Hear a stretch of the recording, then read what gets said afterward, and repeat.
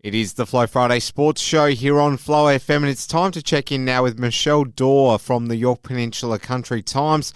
We've got a number of sports stories that masthead has covered in the last week. Michelle, welcome to the show. How are you? I'm great, thanks. I'm enjoying this weather. It's been great lately, hasn't it? Well, let's get into it, Michelle. We were talking about a new motorsport that's going to be revving into the Copper Coast next month. Tell us more. Yeah, so this sounds pretty exciting. It's basically going flat out in a straight line, but on sand rather than on bitumen, on a motorbike. So there's plenty of dirt bikes out in the country. I'm sure people will be very interested in this.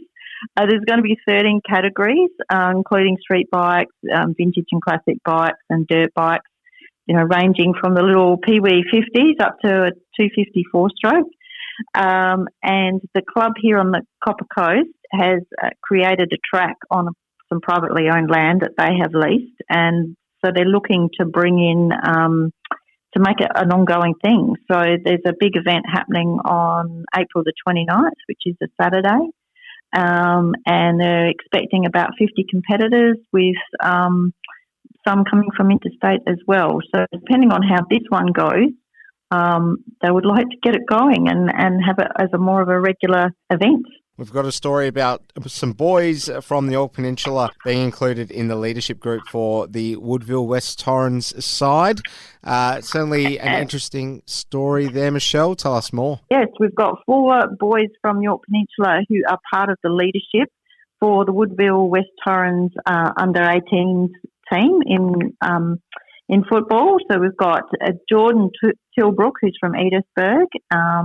We've got Cade Herbert, who's from Butte, Riley Davey, and Jet Hastings, who were both from the Cougars over here on Central York.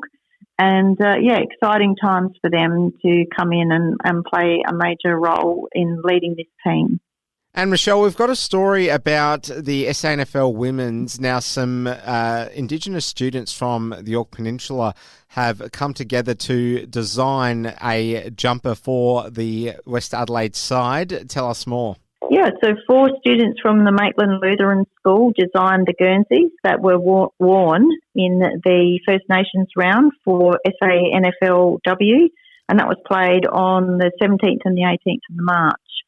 So the quartet of talented young designers is Shamika Wanganeen, Taya Wilson, Maisha Wanganeen and Chloesha Dare, and they worked on the Guernsey design with their teacher, Nicole Hooper, who is also a West Adelaide player. The students are all in Year 8 and 9, and they have Narungga heritage, and they were very excited to get together and come up with the jumper, drawing on their knowledge of symbols and their learnings about the West Adelaide Football Club's connection to the Riverland and Ghana country. So the Guernseys have got flowing water across the front of the jumper, which is the Riverland connection. The stars are for linking people to their ancestors and each other. And then there's also a swan totem signifying the connection with the Richmond Oval. So, great. It must be a great thing to see your jumpers being worn out on a footy game like that. Yeah, an absolute thrill and a great story. Yeah, interesting one to keep an eye on. Most certainly. Yeah. Now, we'll finish on the note of some Yorke Peninsula brothers who are aiming to be pioneers in the running space. They're hoping to run the entire width of a certain island. So tell us more, Michelle. Yes, so Angus and Jackson Bruce, who are from Arthurton, they are aiming to run 160 kilometres from Cape Willoughby to Cape Border, and that's to raise money for Canteen Australia, which, as many of your listeners would know, is a charity that provides support to young people who are affected by cancer. They're aiming to raise $16,000, which is obviously, my maths is not great, but I do know that equates to $100 for every kilometre they run.